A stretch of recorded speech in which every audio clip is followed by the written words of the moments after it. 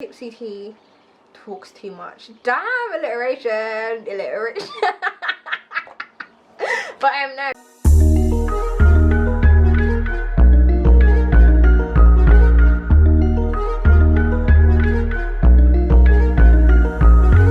Hi guys, welcome back to my channel. I feel like I can't even say welcome back because I've been gone for so long. I'm back. I feel like it's been a very long time.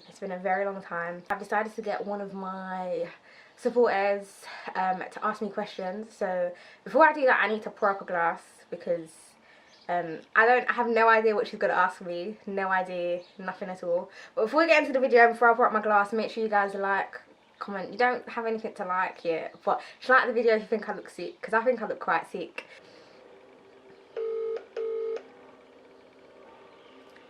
Hey. Hello. Hi, how are you? I'm good. How are you doing? I'm quite nervous actually. I've got some great questions for you. Okay. Let me know when you're ready. I'm ready whenever you are. Okay. So we're just gonna jump straight into it. So my first question is, why do you feel that Instagram can't showcase how amazing you are? Okay, so I think the reason why I feel like Instagram can't showcase how amazing I am is because when you're just posting like pictures on Instagram, like you're only seeing like a pretty face or like a nice outfit, and I just kind of feel like I'm a bit more than a pretty face and a nice outfit. Very true. So thanks. So yeah, I think that's why I feel like it can't let me be who I am, but that's also because I don't post video content on there, so it's kind of like my fault. Okay, so my next question, this is about when you gained the opportunity to work at the event in Luton. Yeah. You said how you felt kind of out of place because you were the youngest. Yeah. And I was wondering if you had any tips, or how did you maneuver yourself during that time?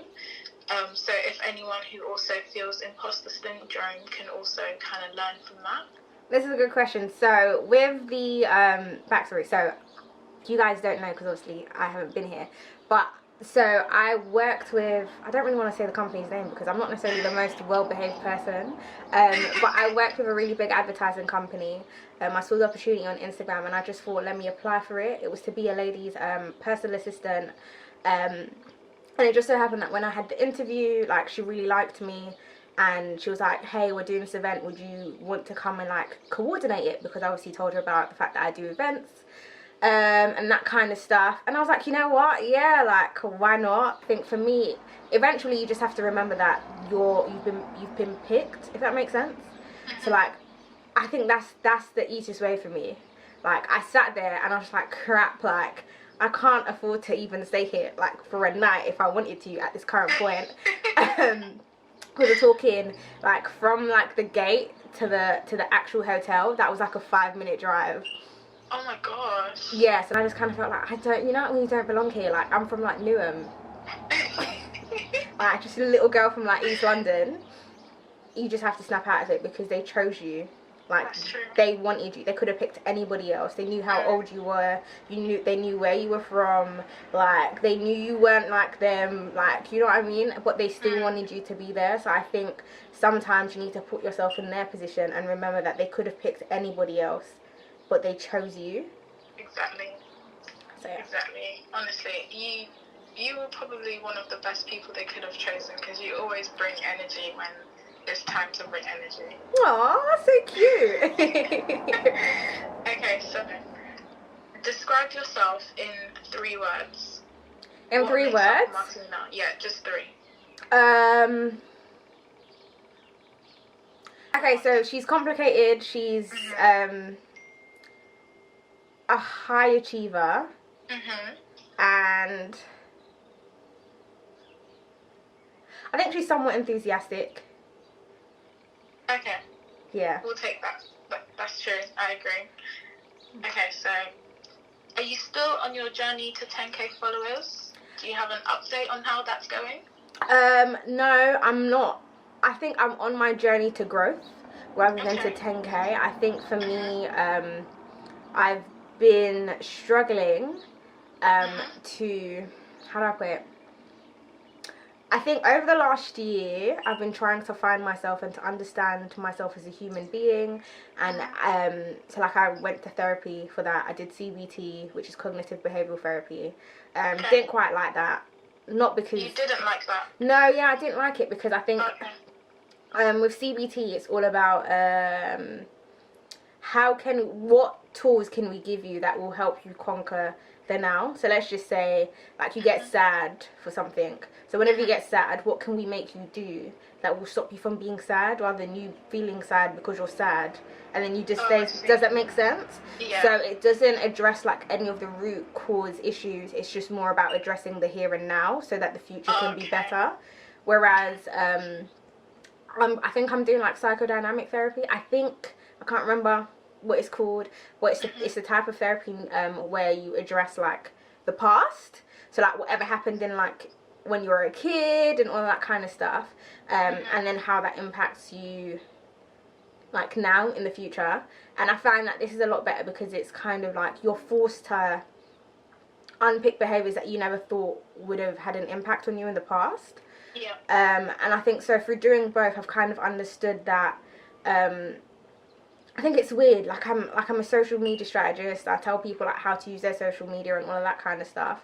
But if it wasn't for the work that I do, I don't think I'd be on the internet. If that makes sense. I think it's a struggle for me sometimes because I'm very much to myself. I spend a lot of time on my own or with like the same like group of friends, doing the same. Do you know what I mean? Like I have a routine. And I feel like for social media you don't have to, do you know what, you don't have, a lot of people think you need to have like a really exciting life, and that's not necessarily the case. But I think but because I'm so reserved and stuff, like before I used to go out and I'd be like, hey, let's take pictures, let's do this, let's do that. But now I'm just kind of like, I just want to kind of be with my friends, if that makes sense. Okay, you actually want to enjoy instead of thinking, oh, you need to get this content. Yeah, so for me it's just kind of like I just want to grow. And if I can get to 10k by the end of this year, that would be amazing. But I think for me, I want to, it's not necessarily about the numbers, it's more about the growth and the people who know me. So I want to be known amongst like different crowds for the stuff that I do, not just because I'm a pretty face, which is why like I wanted to either come back onto YouTube or do the podcast so that people can get to know like my knowledge and like who Martina is, as opposed to like, hey, she's the one that looks nice, like, you know. Yeah. I like that. That's a really good answer. Okay, so I have 4 quick questions, and you just have to either pick either or, just one or the other. Okay, cool. So, are you a coffee or tea person? Oh, tea. Would you prefer day parties or going out clubbing, like nighttime parties? Day parties, get me to DLT ASAP. Okay, so 9 to 5 or freelancer? Oh, you see, I'm doing both at the moment. Exactly, which is why I asked. 9 to 5, I think, for now. Okay. Yeah. Why is that actually? Let's go deeper into that one. Why do you think that? I think there are certain skills that you learn from your 9 to 5 which will allow you to be a better freelancer. So like in my 9 to 5, I know that I start work at 9:15 and I finish at 5:45. And that's, I thought, do you know what, when I started work I always wondered why is it called 9 to 5 when you don't finish at, you never really finish at 5.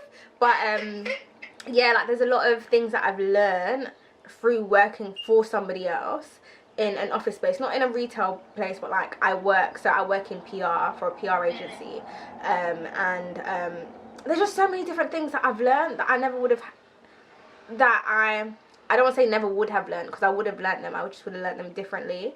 But because I'm working with a team, like you have to work and you have to learn things a bit quicker. So yeah, I say like so what I'm planning to do is like doing my 9 to 5 for like 18 months, 2 years, like, you know, like a while, for as long as I'm comfortable to stay there, and like freelance, because I feel like there are skills that you need to learn through like people skills, because if you can't work with people then you can't work with clients, if that makes sense. Yeah. So yeah, that's my answer. Okay.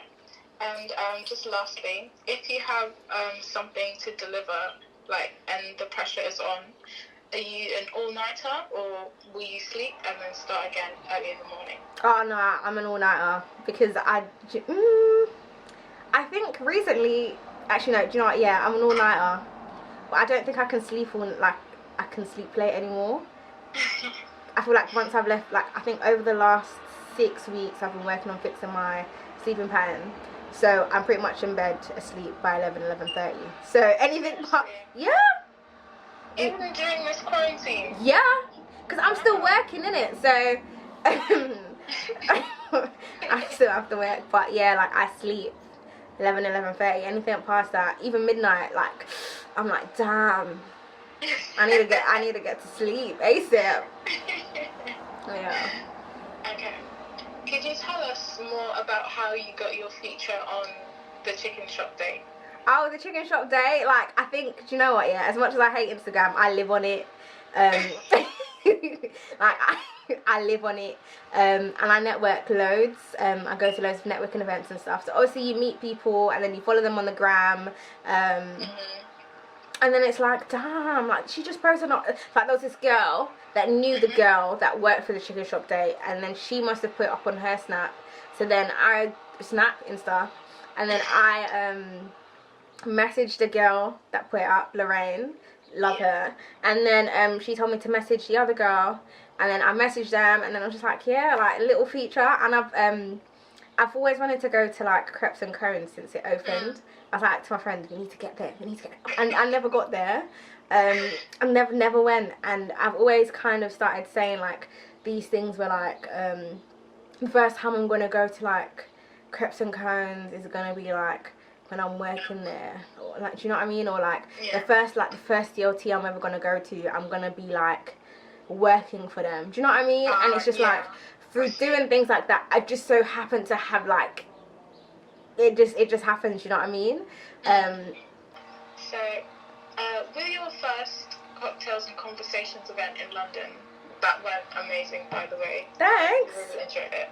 And you clearly had an amazing team working with you. And could you tell us more about the process of coordinating the event, and maybe something that was really challenging about this specific event? Which event? Is this the one that happened in November? January? The one January? in February. Okay, yeah, cool. So the thing that was hard about this is that I was actually I was a working babe. Like, I did a 9 to 5, and I think it was that made me realize that I needed a team, because up until now, I think that was my 4th sold out event. I've done all 3 events pretty much by myself, and then my friends would help me, like, on the day, like setting up and stuff like that. But that was the event that I kind of realized, like, nah, like, my job is a bit too demanding. I'm not really allowed on my phone like that. So if I actually want this event to, like, happen in a way that isn't subpar, or, like, not to my standards, then I need to get people that understand. So, but luckily I had one babe called Olivia, like, my absolute darling, and she pretty much did the event, if that makes sense. Like, I would say that it was Olivia's event, and I'm just the face of it. And I'm not, like, ashamed to say anything like that, but it's just kind of like, we had a day where we went out and we looked at the venue and we sat down for, like, an hour and a half, and we planned the event in that hour and a half. And I let her know, like, you know what, like, I think I'm the worst person to work for, because I give everyone so much freedom. So I was just kind of like, whatever you want to do, just do it. As long as, like, even when it comes to sponsors, if you think that they're going to help fulfill the aims of, like, the event, then hit them up. Do you know what I mean? Because I kind of feel like, as much as it's my event, like, everything that I do is for the people. It's never about me. So whatever you think is going to be great for the people, you do it, because you are the person that I'm doing the event for. So you will understand your needs. So I'm just going to let you do what you want, and then just let me know when you've done it, type of thing. So she did a lot of that, and, like, we were having constant conversations, weekly phone calls, and I think she wasn't the only person on the team There was Laura, who did our photography. So it was Laura, Simone, and Olivia. There was 3 of them, and then like they literally made the event run as smoothly as it possibly could. Because I don't think without them, I don't think it would have been as like possible. You just have to find people that believe in you, innit? Yeah, that's definitely true. You need to find, you yeah. can literally tell how great your team was on the night. Yeah, it was really good. Oh, I'm so glad. And like, it was on your birthday as well. Did yeah, you feel like, oh, let me just change the date, or you no, give us that day as well? I wanted to like I think my birthday was the day before, and then the event was the day after, and I think I kind of really wanted to do an event that kind of fell around my birthday. Yeah. It was a bit stressful, and in hindsight maybe I won't do it again. I probably will, but I just think for me it's just like I feel I am my happiest when I'm doing an event. So I thought, why not do all of the things that I love in my birthday weekend? When you love what you do, it doesn't really matter if it's like, I guess, inconveniencing like your your special day. Like, that didn't matter to me. I just wanted to make sure that everyone started the year on a great set. So I did the event. So why did you change the name from the Pink Book to Love M Gordeen? Yeah, so why did I change the name? This is something that I really didn't want to do, and like it's weird because I did it in the end, but eventually I realized that it's not eventually. I knew for a very long time. I've just been very stubborn, but it's one of those things where like people were referring to like the Pink Book as like Martina's platform, or when they were talking about it on Twitter, they'd be atting me, like they wouldn't be atting the platform. And I thought, rather than being stubborn, why not adapt? Because you don't want to make things complicated for other people. So if people already like associate the platform with you, why not make it like the correct thing rather than making them feel like they're wrong? Because if they're now talking to their friends about like M Gordeen's platform, if they now go and search in M Gordeen, back then I didn't even have like in the Pink Book by, I never had created by, because I didn't want to be the face of the platform, which is weird because I always hosted all of the events. Like I made it a point, so it's like I wanted to be the face, but I didn't want to be like in your face. If that makes sense. So like I didn't want it to be about me, because not like I said before, nothing that I do is really about me. All of the events that I do are just kind of like from a place where my friends are struggling, or hey, I actually need help with this. So maybe if I get a bunch of like people to speak on a panel, I can get the information that I need whilst also giving it to other people. So it's all about like educating and making sure that other people can get the information that they need so that they can be better in what they're doing. So I just thought, you know what, like, why am I being so stubborn? Like, let's just call it Love M Gordeen. And the whole idea was, it's like love letters from Martina, but for business. So like I'm giving you all of like the love and knowledge that you need so that you can be better. That's basically what Love M Gordeen is. It's like your one-stop shop for all things creative. So if you need an opportunity and I see it, I'm gonna post it.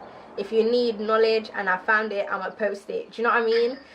If there's somebody that's doing sick stuff, I'm gonna post about them. Like it's not like I'm not gonna be selfish. It definitely comes across how much you actually care about finding opportunities for people and connecting them where you can. How did you kind of, because for example, some people are like, oh, they'll start doing something once they're big, once they're ready, or once they're sure that people would actually want to use their services. How did you just initially just go for it and decide to do what you can do because you know you're good at it? Do you know what it is? I've been a creative for as long as I can remember. Like my mum put me in like performing arts school at the age of 2.5. I was the youngest person in the school. I spoke to my friend Stanley and I was just like, I think I want to do this thing and like give the people the information that I have, because like my friends don't have it. So rather than just keep on like sharing it with my friends, there's probably other people that need this information too. So I was just like, yeah, like fuck it. I was just like fuck it. Like I have a pretty decent network because obviously like I'm everywhere. So I think if you're genuinely doing something for the betterment of other people, you will always succeed. So yeah. That makes sense. Wow, you've really answered these questions like so perfectly. Cool. I don't have any more questions, or I can spitfire some more if you like. No, if you want to ask one more, that's fine. I think I have one more. You don't have one. This has been fun. I think it's quite nice. Not expected. I think I might do this quite often. You should. Honestly, you probably don't even know what people are dying to ask you. You never know what, like she said, you never know what people really want to ask you. So I'm gonna keep on doing it. If you like it, let me know. This is probably a really long video, so I'm gonna try and shorten it down, because obviously, you know, like drunk tea, not even drunk, tipsy tea talks too much. Damn, alliteration. But no, so I hope you guys enjoyed this video. I hope you guys enjoyed like getting to know me and like why I do what I do and how I've done what I've done, like all of that like fancy shit. But yeah, I'll see you guys in my next video.